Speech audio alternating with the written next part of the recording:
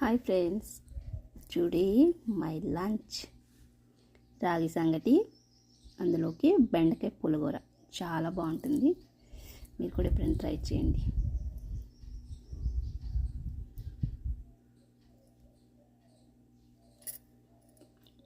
బెండకాయ పులిహోరతో బాగుంటుంది. పప్పు, టమాటా, మటన్ సూప్, చికెన్ సూప్, దేంట్లోకైనా బాగుంటుంది.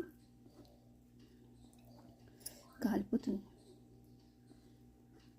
పిల్లలకి పెట్టండి, బాగా మంచిది అనమాట. ఎముకలు బలంగా ఉంటాయి.